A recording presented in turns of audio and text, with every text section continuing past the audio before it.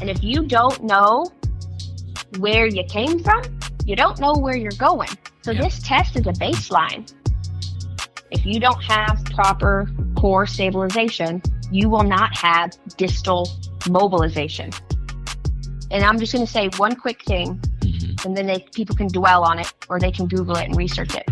If I don't have the proper sodium and potassium in my body, the action potential from my brain, this is going back to 8th grade science, will not reach the end plate of the muscle to fire appropriately. Hello, and welcome to the show. I am Tony Glasgow, your host, and today I'm finishing up my series with Laura Dill, and the series is entitled Move to the Next Level. And if you have not listened to parts 1 and 2, I encourage you to do that after listening to the show, of course. And while you're there, go ahead and hit the subscribe button so you can be alerted when a new show drops. Right now, Laura just kind of wraps it all up for us in a nice little bow and just lets you know the best course of action. And we will hear from her after I let you know about this featured business that we have. And it's Vermitex Pest Solutions. Owner and operator Ashley Jenkins covers the Dallas-Fort Worth area and beyond. He can service commercial or residential structures. It's a veteran-owned company. He's very trustworthy, stand-up guy. He will give you the shirt off his back, literally, if you needed it. We've known him for years, him and his family. So why don't you just give him a call or visit his site, which is vermitexpest.com, and see what he can do for you. Information will be in the description for Ashley. Now let's close out this series and get you moving in the right direction. See you on the other side. So what would you say to an athlete that's interested in getting their bodies aligned in what we've been talking about? So are you available for any sessions or anything like that? Or how would they go about that?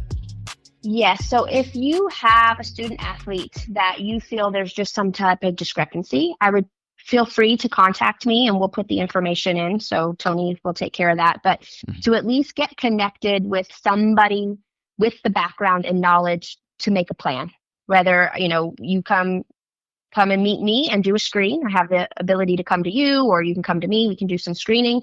I sometimes can facilitate some virtual screens as well. It would just have to be a really well lit room, be able to move the camera around, but we can definitely do a virtual screen. And then from there, you'll get an amazing report that kind of breaks everything down. Yeah, and then the next step, yeah, you've experienced it. And then the next step is building a program, right? So we can build this program based around your needs. And, you can buy some little bit of equipment, or we can do it based off of just body weight alone, which is actually very important to do. But it's very doable. And I think that just for a clearance, if you have an athlete that you're really looking to excel, or they have the capability to excel, I would say everybody needs to look into the functional movement screen 100%. Yeah, I'll attest to that myself. If you're actually watching that happen, you would think that it's just, basic little things that you wouldn't be able to get anything from. But if you're trained in that, you get a whole lot of information from it. So like she was saying, the report that we got was just very extensive. We read through it. You would be amazed at how much information that you can get from it. It's just really, she gives you, you kind of explain it. I would mess it up. So kind of explain how that screening goes. Yeah, so it's a series of 7 movements with some pain indicators mixed in there. And so that was one thing, especially for your son, there was a couple pain indicators, which now in hindsight actually leads to what was diagnosed. So kind of opens that can of worms and just kind of starts breaking things apart. So, it starts with the squat, is there pain associated with that? And then we start making these simple marks, to be able to identify kind of where we're going. Everything is built off of an algorithm, and again, off of your primal movements, right? So the squat, do their heels lift? Do their shoulders lift up? Do the knees bow in? Do they fall out? Do the toes turn in, right? It's telling me what's going on at the hips. And then from there, you're standing up, you're doing a hurdle step. So you're taking a foot up and over. We want to see if the core can stabilize the appendages. If you don't have proper core stabilization, you will not have distal mobilization, right? Mm-hmm. So if I'm asking you to lift a leg, what's happening in your shoulders? Are you trying to compensate and pull over? From there, we're then checking into the shoulders. We're doing a quick screen to make sure that the tissue is healthy. Tissue pathology is good to actually do the reciprocal movement with the shoulders.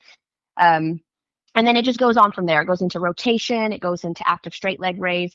One of my biggest, each of the movements are my favorite, but one of the biggest ones, it's a true indicator that nobody understands what they're doing in high school sports, is if you have an athlete that fails an active straight leg raise, they should not be running. Running should be out of the program. There's other things we can have them do, kettlebell swings, jump squats, things like that, for that endurance aspect until their body can appropriately load the core, right? So active straight leg raise, your son failed, right? Yeah. So he should not have been running, right? And that was one of my biggest professional recommendations is, don't let him run. We got to pull that out there. But then it goes into some rotational things, recoil rotation. So we put them on all four, and we see what they can do, reaching out, bringing the knee on the same side. I would love to describe this visually. You're on all fours. You try to extend the same side. So now you're trying to balance yourself on your left hand and your left knee as you're extending out. A lot of people can't do that. And then we dumb it down and have them do what's called contralateral. So you started with ipsilateral, which is same side, and then you go to contralateral. And then we're looking to see what the hips doing, what the spine's doing, what the shoulders can do. We also do a push-up test. So we put them on the floor. We first have them do a screen where they put their hands near their armpits and push just their upper body. If they have pain associated with that movement, we typically don't allow them to do the push-up because it cancels it out anyways. But depending on the athlete, I may still want to see the movement. So boys and girls have different setups for where their hands are on the push-up. But I want to see if their body moves in one motion. Do their shoulders and hips communicate with each other? Because what's between that? The core. Their TVA, the transverse abdominal muscles, their pelvic floor. All of these things have to communicate simultaneously and fire when they're supposed to.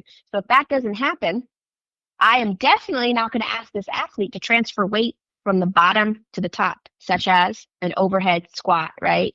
Or picking something heavy up off the floor and putting it up overhead. My body can't functionally do that. So I'm loading exercise on top of dysfunction, right? So as you move through these functional movements and we're just making these notes, then at the end of it, you look at the whole picture. We're going to go to what sides were not equal. Was left not equal with right? That's what we're focusing on first. What was painful? We're looking at that, and then we're building a program based off of getting rid of pain, bringing tissue back to a holistic state, a homeostasis state, sorry, not holistic, and getting the pathologies right, and then building the athlete onto that. Yeah. And if you don't know where you came from, you don't know where you're going. So this test is a baseline. I want to be able to document progress. If you don't have some type of baseline test, how the heck do we know these athletes are excelling? Because they're what? Because they can jump higher? No. I need to know when I can progress an athlete and when I can professionally regress them and say, we got to pull you back a little bit. We got to go back. Let's go back down a child, an infant, a baby. Think about them. This little cute 9-month-old is trying to pull themselves up and walk, and knock them back down. Put them back down. Let them crawl for longer because they're going to be stronger because of it. Any type of that cross pattern movement, the crawling movement, really enhances that mind to body connection, that reflexive, that person who can really move quick probably crawled longer. They weren't that 9-month-old that got up and walked. I had the opportunity to allow those primal reflexes to work longer and then become that stronger athlete because of it. Yeah. Knock them down. It's not bad. Yeah. Push them off that ledge. Yeah. Well, all of that is so interesting. While we were there, I was just, I couldn't get enough of it because it just made a lot of sense to me. That's what I just kept saying to Ashley. I just kept saying it just makes so much sense if you really think about it. The system is broken. The system is absolutely broken. And if I could do any job for free, it would be getting into the school systems, talking to the superintendents, the people who run the programs, and getting the program to pretty much be wiped clean and start from a fresh slate, even into nutrition, even into hydration. Athletes have no idea what electrolytes are, and I'm just going to say one quick thing, and then people can dwell on it, or they can Google it and research it. If I don't have the proper sodium and potassium in my body, the action potential from my brain, this is going back to 8th grade science, will not reach the end plate of the muscle to fire appropriately. If I don't have sodium and potassium, if I don't have the appropriate amount of magnesium and calcium, my muscle cannot relax and contract. So you ever get a Charlie horse, Tony? Yeah. All right. That means you did not have enough magnesium, or magnesium couldn't get into your calcium-rich muscle to relax it, right? That's why people tell you, oh, you got a sore muscle? Get an Epsom salt bath. What's in Epsom salt, Tony? Magnesium to relax you, right? Right. So let's just say those 4 electrolytes. If you educate that athlete on those 4 and they start to get a Charlie horse, or they start to move slow, right? It's a hot day. They've been training all day. Why am I moving so slow? Oh, I haven't had anything with electrolytes in it today. Maybe I should take a drink, not just water, but something. And I know Gatorade comes to mind, right? It has electrolytes in it. But allowing the athlete to recognize and understand how to help my muscles recover so I can come back and do it again and get stronger and build a better platform. They don't get taught any of that. Yeah. It's unfortunate. Well, this information is very valuable, and I just hope all these young and old athletes can grab a hold of it and just, take it in and take it to heart, because it's very true information. It's very good information. And I thank you again, Laura, for joining me and for sharing it with us. Absolutely. And I'll finish off by saying, power to you as an athlete, and any athlete, anything that you do, and also to move well and to move often. Yeah. Okay. All right. Well, once again, thank you for joining us, and check out Laura. All the information will be in there in the description for both of them. And if you have any questions, you can contact them, or you can contact me. But I appreciate you guys listening, and I thank you for everything that you do, all the support that you give me. And I will see y'all later. Thank you. Have a good evening. All right. What a great way to end the series. And I would highly encourage you, as an athlete or a parent, to contact Laura, especially if anything you heard raised a question in your mind. And all of her info is in the description. Catch up on the rest of the series and all the other shows on tg2sportsevents.com. That is T as in Tony, G as in Glasgow, the number 2, sportsevents.com. All the shows are listed there. Leave me a comment. Let me know what's going on with you. Thanks for listening.